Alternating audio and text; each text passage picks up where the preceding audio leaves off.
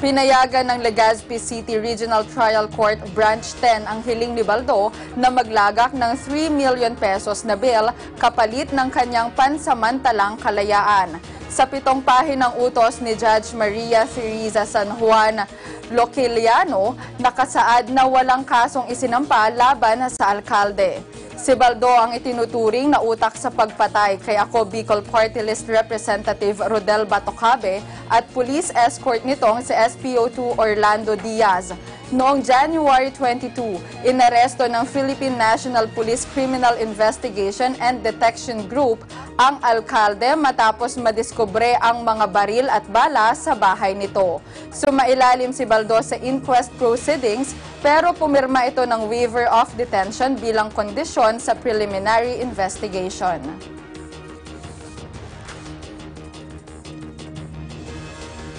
Inutusan ni Armed Forces Chief of Staff General Benjamin Madrigal Jr. ang mga tauhan nito na maging mapagmatyag laban sa New People's Army ngayong nag-umpisa na ang campaign period. Kilala ang NPA sa paghingi ng pera sa mga kandidatong nais mangampanya sa mga lugar na pinamumugaran nito. Sinabi niya na dapat maging mapagbantay ang mga tropa sa mga pangingikil, lalo na't idineklara ang NPA bilang persona non grata sa ilang lugar sa Mindanao, kabilang na ang Compostela Valley at Eastern Mindanao. Pinaalalahanan rin ni Madrigal ang mga tropa na maging non-partisan o walang kinikilingang partido. At yan ang mga balita para sa oras na ito. Abangan ang iba pang maiinit na balita mamayang alas 10:30 ng umaga. Mula sa Eagle News Service, ako si Phoebe Publico and I'm 125.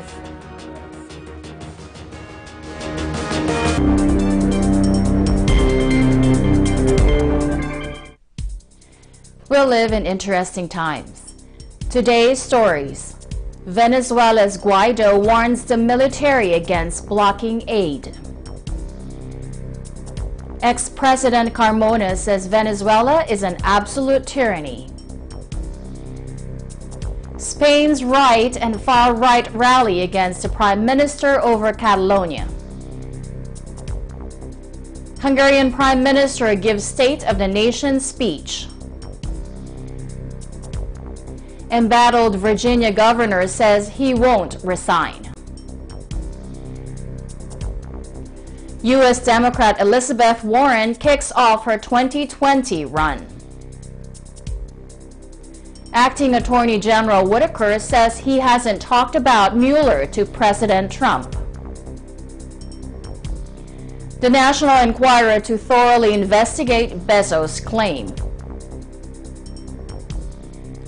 Plus, in Florida, Arrow Tag gives the bow and arrow a new persona.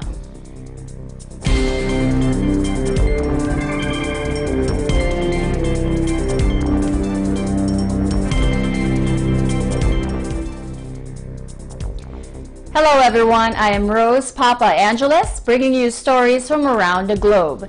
And this is Eagle News, Washington, D.C.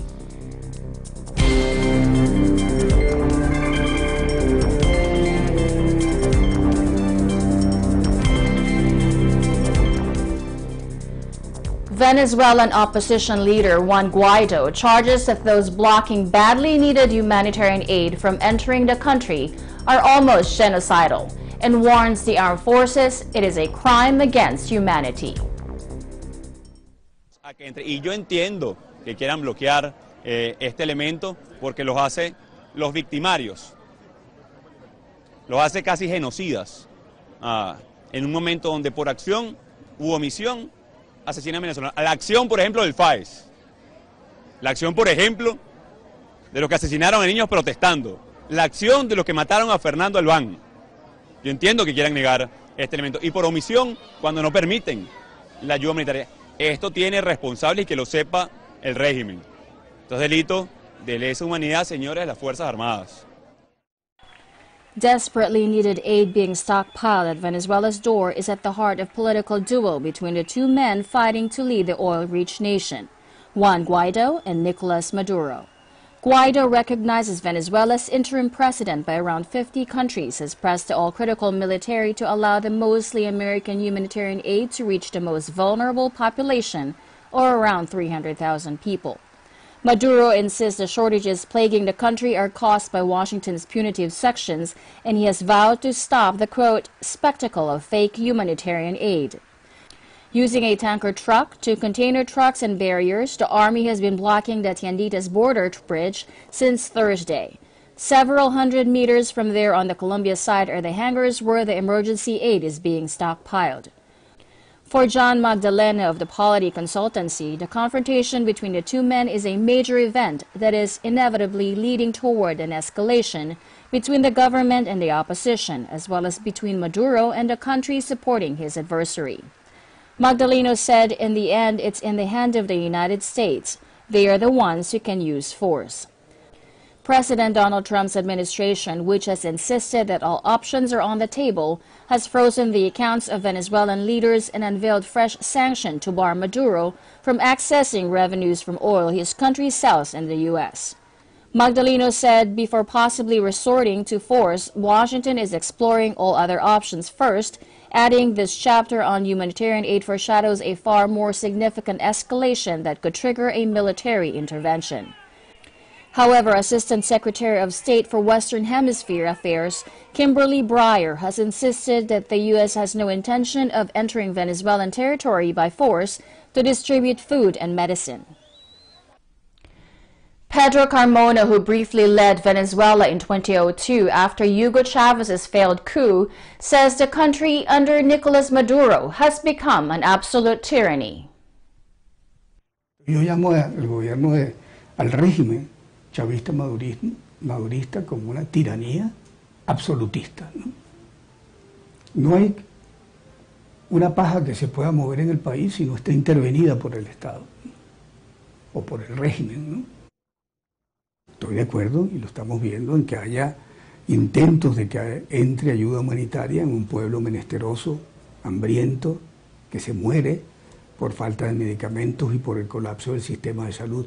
Eso es distinto. Pero una intervención unilateral de Estados Unidos no estaría de acuerdo. Con la libertad de los presos políticos, con la renovación del poder electoral, con las garantías y la observación internacional a un proceso que legitime la situación política existente. Es la responsabilidad que tiene Juan Guaidó. ¿Sencilla? No es. Venezuela es un escenario geopolítico complicado hoy, ¿no? Porque confluyen Cuba, como dueña de la nación, luego China, Rusia, o Turquía, Irán, el mundo islámico, el Foro de Sao Paulo, el crimen organizado y la guerrilla colombiana. Tens of thousands of people waving Spanish flags joined a rally on Sunday in Madrid, called by right-wing and far-right parties against Prime Minister Pedro Sánchez, who they accuse of treachery over his negotiation with Catalan separatists. Police said around 45,000 people packed Colón Square and surrounding streets for the event, which came just 2 days before the high-profile trial of Catalan separatist leaders opens in Madrid over their role in Catalonia's failed 2017 independence bid. Organizers said over 200,000 people took part on the rally held under the slogan "For a United Spain, Elections Now." Under the shadow of Colón Square's huge Spanish red and yellow flag, demonstrators buzzed in from all over the country, heard speakers call for the defense of Spanish unity. Many waved Spanish and European Union flags or held up signs reading "Stop Sánchez, Elections Now." The rally was called by center-right Ciudadanos, the conservative Popular Party, and far-right Vox, which has only recently burst onto Spain's political scene, as well as a handful of smaller far-right groups. They are angered by Sanchez's decision to take a more conciliatory tone with pro-independence parties, whose votes are crucial to the legislative agenda of his 8-month-old minority government, saying it amounts to treason. Seguir resignados a los tratos lamentables que el Partido Socialista está planteando con el independentismo. Ya no cabe más rendición socialista ni tampoco más chantaje independentista. Por todo ello, hoy lo que se reclama es que cese inmediatamente el diálogo con aquellos que quieren romper España. Sánchez nos engañó, montó una moción de censura, dijo que convocaría elecciones y no lo ha hecho. Por tanto, solo queremos lo más básico de la democracia, coger el voto, ir a la urna y votar. Hoy el clamor es por unas elecciones cuanto antes. No podemos seguir ni un minuto más con un presidente capaz de cualquier cosa, que solo está preocupado de ir en el helicóptero, en el avión y ocupar la Moncloa, y no está preocupado de escuchar a los españoles. Pues que Sánchez debería dimitir, debería convocar elecciones, y hemos venido aquí para defender la unidad de España. No, Sánchez no creo que él esté en contra de España realmente. Lo que pasa que es que lo que está haciendo va en contra de España. Es decir, Sánchez quiere estar en el poder y Sánchez lo que está haciendo es unirse a personas que quieren desintegrar a España solo para mantenerse en el poder. Por lo tanto, pienso que no lo está haciendo bien. El Partido Popular es un partido fuerte. Tenemos también a Ciudadanos, que es un partido creciente, que va creciendo paulatinamente, y entonces, bueno, está también el crecimiento de Vox en muy poco tiempo. Entonces yo creo que esto está volcado a, por supuesto, si no a una derecha total, yo pienso que yo en quien más confío es centro derecha. Yo creo que Hungarian Prime Minister Viktor Orbán begins campaigning for the upcoming European Parliament elections, urging voters to defend Christian nation-states against immigration. In a fiery annual State of the Nation speech in Budapest before an invited audience, Orbán describes May's election as a historic crossroads for Europe. Meg kell értenünk, hogy az európai népek történelmi válaszúthoz érkeztek. Akik a bevándorlás és a migránsok mellett döntenek, bármilyen célból teszik is, valójában kevert népességű országot hoznak létre. Az ilyen országok történelmi hagyománya véget ér, és egy új világ veszi kezdetét. A magukat félistennek képzelő pénzembereknek, az érdekükben eljáró brüsszeli bürokratáknak és a pénzükön hízlalt álcivileknek, akik meg akarják mondani nekünk, hogyan és kikkel éljünk, hogyan beszéljünk, és mire neveljük a gyermekeinket, nemet kell mondanunk. A harc nyíltá vált, mióta a bevándorlás párti hadak élére Soros György egy Timmermans nevű szocialistát állított. Ő vezeti a bevándorlás párti politikusok listáját. Nos, hölgyeim és uraim, erről szól az európai választás. Coming up, embattled Virginia governor says he won't resign. U.S. Democrat Elizabeth Warren kicks off her 2020 run. Acting Attorney General Whitaker says he hasn't talked about Mueller to President Trump. The National Enquirer to thoroughly investigate Bezos' claim. Eagle News, Washington, D.C. will be right back.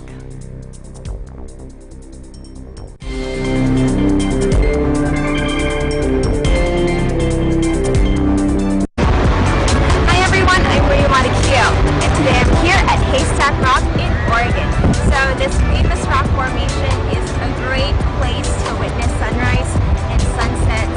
You can set up a picnic blanket and hang out with your friends or family here at the beach.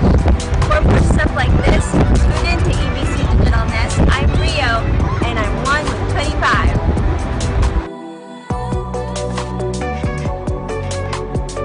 Agila Balita, Lunes hanggang Biyernes, alas 12 ng tanghali hanggang 1:00 ng hapon.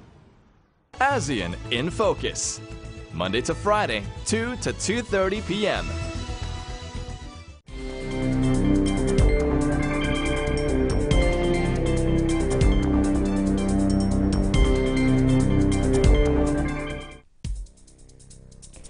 Welcome back. You're watching Eagle News, Washington, D.C. Can a politician come back from revelations about racist behavior in their past? What if that behavior evoked the darkest chapters of American history from slavery to segregation? That's a question the state of Virginia has been grappling with since last week when its Governor Ralph Northam was caught up in a row over blackface, the caricaturing of African Americans by crude methods of skin darkening as a means of entertaining white people since the minstrel shows of the 1830s. The 59-year-old has so far refused to resign after first admitting he appeared in a yearbook photograph showing a person in blackface and another wearing Ku Klux Klan robes, only to deny a day later that either individual was him. Northam's deputy has since become embroiled in a sexual misconduct row, while the next official in succession for the top job has admitted to engaging in blackface in college too. Virginians and Americans as a whole are now asking themselves how to weigh the transgressions from a public official's past against their record as a whole, and whether even an authentic apology can help regain voters' faith. For James J.J. Minor, president of the Richmond chapter of the National Association for the Advancement of Colored People, or NAACP, the episode has brought to the fore the painful legacy of the state's past. Virginia also needs someone who is strong, who has empathy, who has courage, and who has a moral compass. And that's why I'm not going anywhere. I have learned from this. I have a lot more to learn. So yes, I have thought about resigning, but I've also thought about what Virginia needs right now. And I really think that I'm in a position where I can take Virginia to the next level, and it will be very positive. Democrat Elizabeth Warren on Saturday officially kicked off her 2020 White House run with a full-throated pledge to defend working Americans, unbowed by a row over her Native American ancestry that has threatened to nip her campaign in the bud. I stand here today to declare that I am a candidate for President of the United States of America. Because the man in the White House is not the cause of what is broken. He is just the latest and most extreme symptom of what's gone wrong in America. A product of a rigged system that props up the rich and powerful and kicks dirt on everyone else. My daddy ended up as a janitor, but his little girl got the chance to be a public school teacher, a college professor, a United States senator, and a candidate for President of the United States. The Massachusetts senator, who on New Year's Eve had announced her intention to run, is among the highest profile of the growing pool of Democrats hoping to unseat President Donald Trump in 2020. Her past battles with Wall Street have brought her a large following, and she is considered to have one of the best campaign organizations of any Democrat. Hoping to ride the momentum of her speech, she heads next to early voting Iowa and New Hampshire, as well as 5 other states. But it remained unclear how badly damaged Warren is by a stubborn controversy over her claim to Native American roots, a claim Trump has seized upon to belittle her, mocking her as Pocahontas.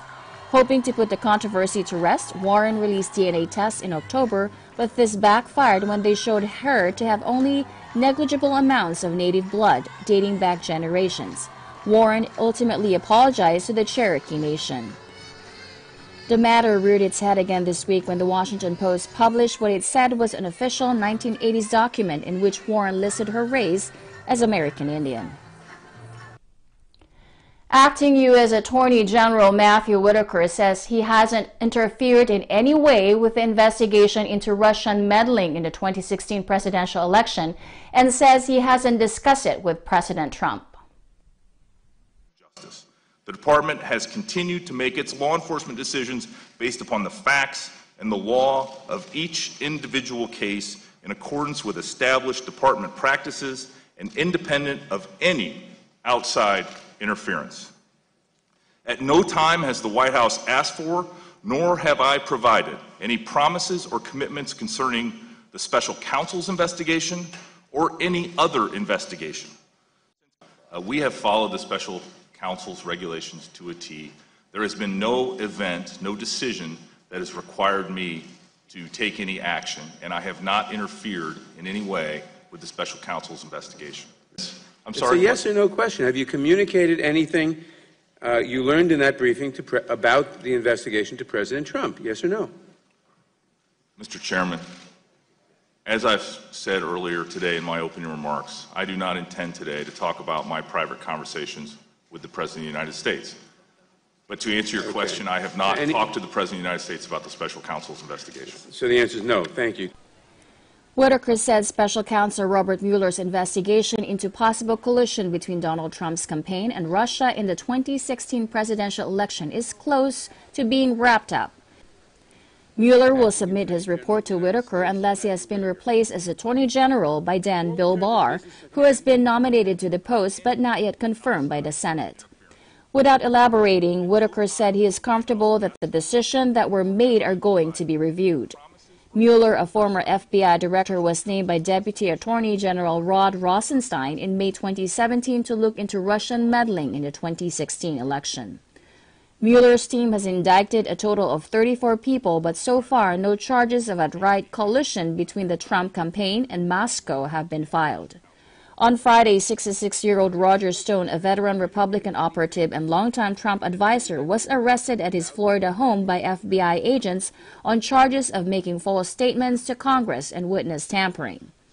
6 Trump associates have pleaded guilty to various charges so far, including his former campaign manager Paul Manafort, former lawyer Michael Cohen, and former National Security Advisor Michael Flynn. The publisher of the National Enquirer said Friday it would open an internal probe of accusations by Amazon's Jeff Bezos over blackmail and extortion by the supermarket tabloid. American Media LLC said in an emailed statement that it believes fervently that it acted lawfully in the reporting of the story of Mr. Bezos and made good faith negotiations with the U.S. billionaire. The statement said, nonetheless, in light of the nature of the allegations published by Mr. Bezos, the board has convened and determined that it should promptly and thoroughly investigate the claims. When we come back, in Florida, Arrow Tag gives the bow and arrow a new persona. Eagle News Washington, D.C. will return shortly.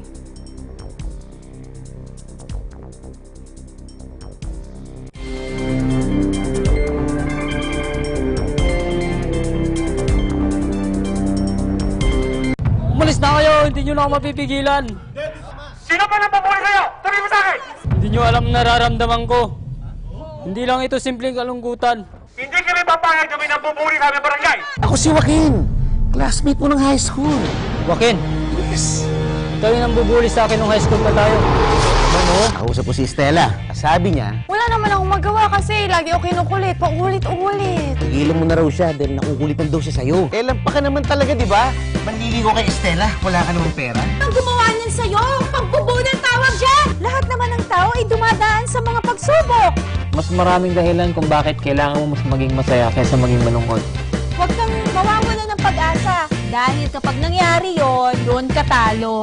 Imbis na mag-focus ka dun sa mga bagay na nagpapalungkot sa'yo, bakit hindi ka mag-focus dun sa mga nagpapasaya sa'yo? Mas maraming dahilan para maging masaya. Stella, ang galing-galing mo palang bumato. Hindi ka palang bumabato. Tinamaan ako sa'yo.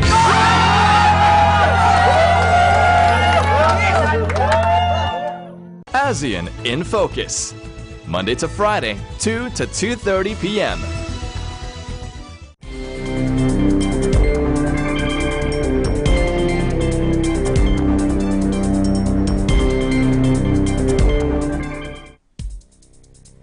This is Eagle News, Washington, D.C. I am Rose Papa Angeles.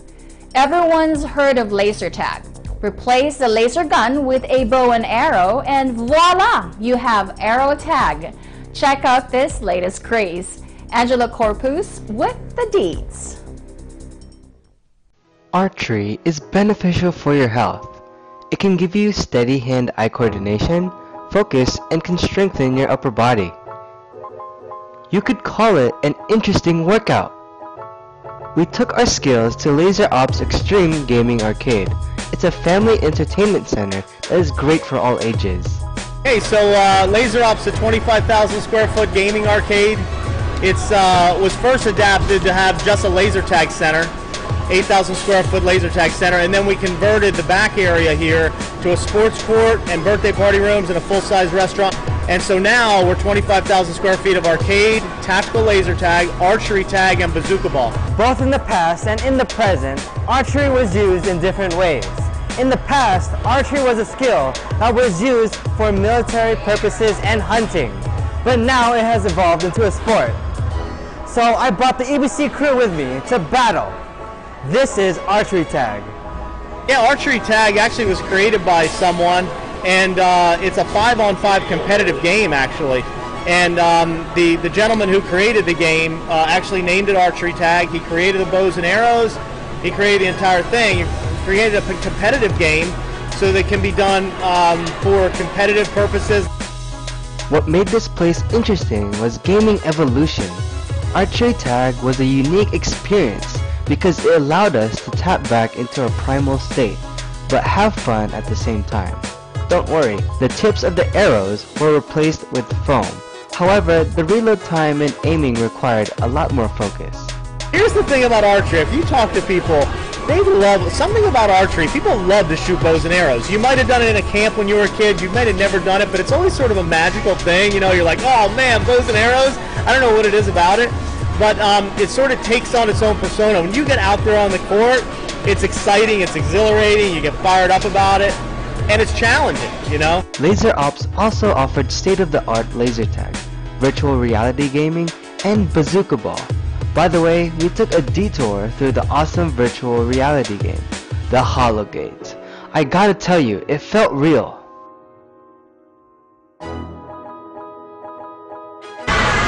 Hope you enjoy our adventure here at Laser Ops. Look out for an indoor sports court in your area.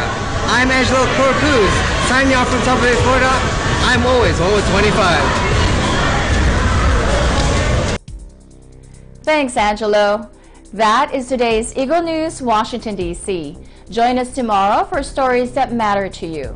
Visit our websites at Eaglenews.PH and EagleNewsLive.com. Like us on Facebook and follow us on Twitter at Twitter.com/EagleNewsPH. Thank you for watching. I am Rose Papa Angeles, and I am 1 with 25. Magandang umaga, narito po mga balita hatid ng Eagle News Service. 5 gun runner ang patay matapos makipagbarilan sa mga pulis sa buy-bust operation sa Barangay Fairview, Quezon City kagabi. Ang mga suspect ay posibleng mga hired killer o gun for hire din na gagamitin daw po sana sa papalapit na eleksyon. Si Erlo Bringas sa detalye.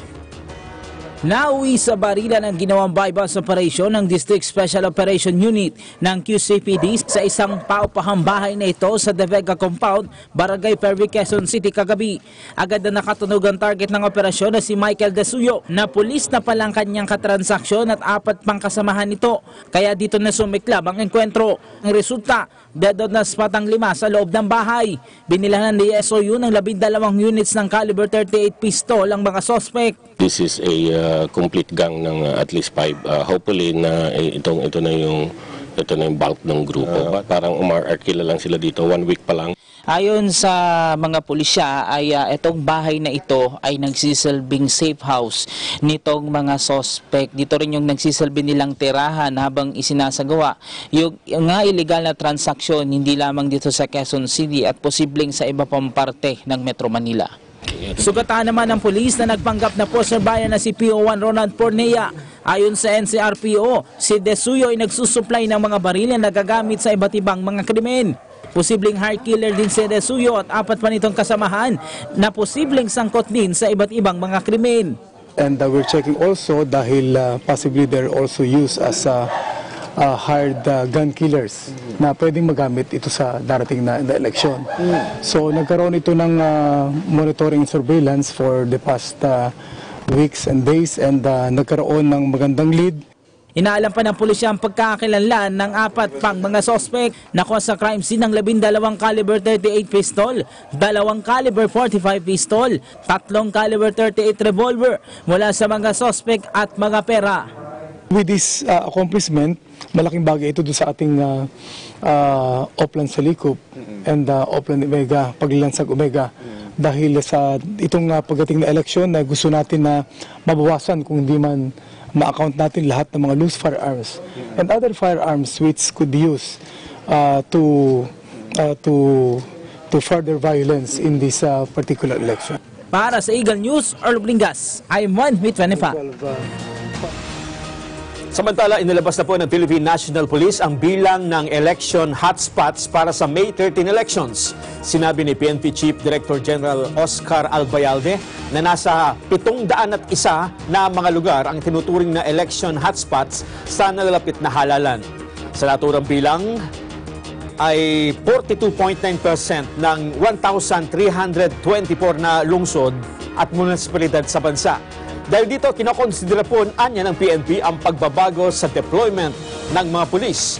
Abot sa 223 election hotspots ay color-coded bilang yellow, 382 ang orange na mayroong immediate concern at 94 naman ang red na ibig sabihin po ay grave concern.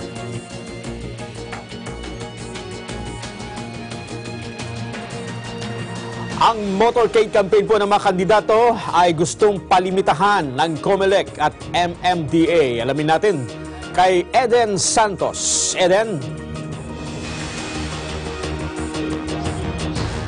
Yes, Nelson, tama ka dyan. Nanawagan sa Commission on Elections at Metro Manila Development Authority o MMDA ang isang grupo ng mga mananakay para hilingin na limitahan ang motorcade campaign ng mga kandidato sa 2019 midterm elections. Kasunod ito ng pagsisimula ng unang araw ng pangangampanya kahapon ng mga kandidato sa national level. Ayon kay Attorney Ariel Inton, Presidente ng Lawyers for Commuter Safety and Protection, asahan na ang kaluwat-ka ng motorcade na posibleng lalong makapagpalala ng matinding trapiko sa mga lansangan dadaanan ng motorcade. Anya, dapat magkaroon ng malinaw na polisiya at guidelines ang COMELEC at MMDA ukol sa pagsasagawa ng motorcade at ito ay dapat na mahigpit na ipatupad. Hindi lang anya dapat bigyan ng permit ng local government units ang mga nag-a-apply para sa motorcade campaign, kundi tignan din kung saan-saan at anong oras gagawin ng mga kandidato ang kanilang motorcade campaign. Dapat din anyang ipagbawal ang paggamit ng government vehicles, mga coding na sasakyan. Kailangan din may permit mula sa Land Transportation Franchising and Regulatory Board at LGUs kung ang gagamitin ay jeep, bus at tricycle. Narito ang bahagi ng pahayag ni Attorney Ariel Inton. Ito ng national campaign after 45 days. Local candidates naman officially makakapagkampanya.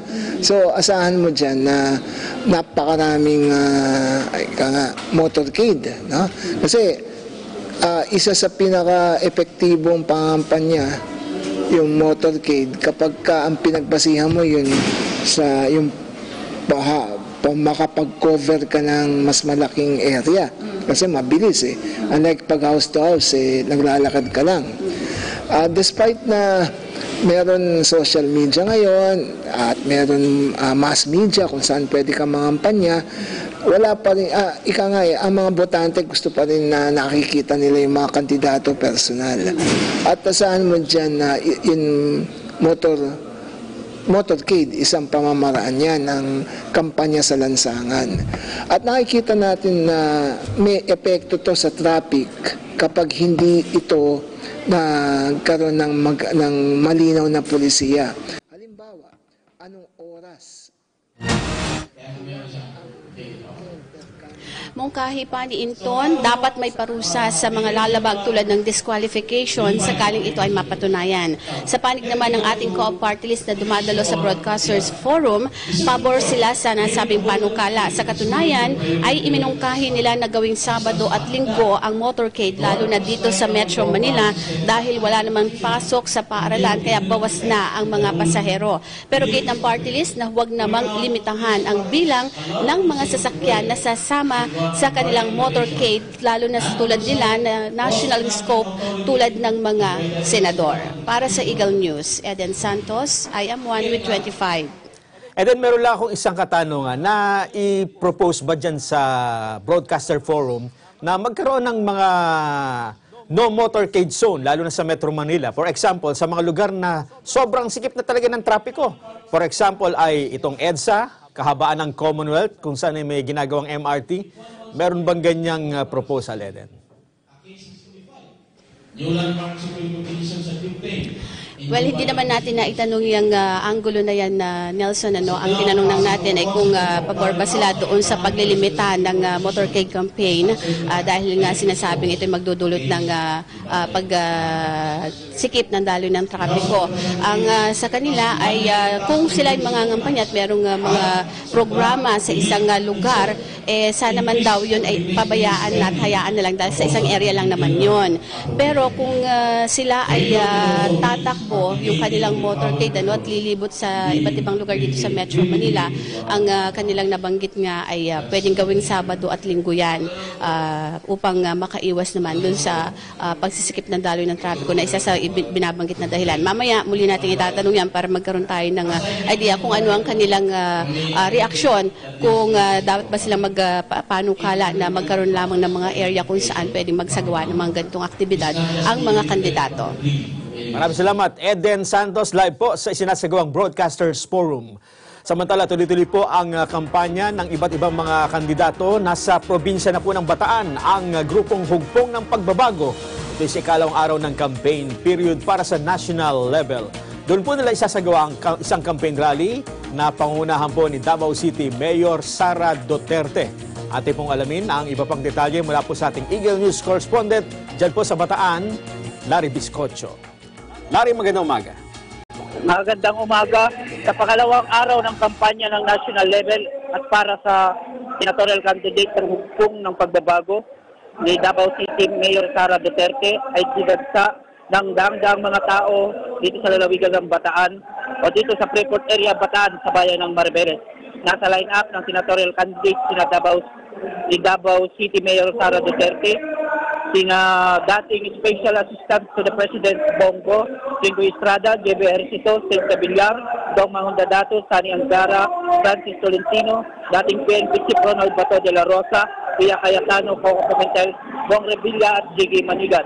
Ayon naman kay Senator Cynthia Villar, itatatag niya ang isang institusyon para sa mga magsasaka na kung saan matututunan ng mga magsasaka ang pagbalanse ng mga itatanim para maalis sila sa kalagayang may panahon ng sobrang ani at panahon naman na walang ani. Naging mainit naman ang ginawang pagtanggap ng mga taga-Bataan sa mga senatorial candidate na bitbit ng administrasyong Duterte. Yan muna ang aking report para sa Eagle News. Larry Biscocho, I am 1 with 25. Maraming salamat po sa ating correspondent mula sa Bataan. Samantala, hinimok ng Commission on Elections ang mga netizen na iulat sa kanila ang anumang presensya ng mga ipinagbabawal na campaign materials ngayong nagsimula na nga ang kampanya sa national level para sa 2019 midterm elections. Ayon kay COMELEC spokesman James Jimenez, maaaring kuhanan ng litrato ng netizen ang anumang campaign material na kanilang ipinagbabawal. Sa pamamagitan nito ay kanilang makikita ang mga campaign poster na ikinabit sa maling lugar at iligal na hugis ng campaign poster.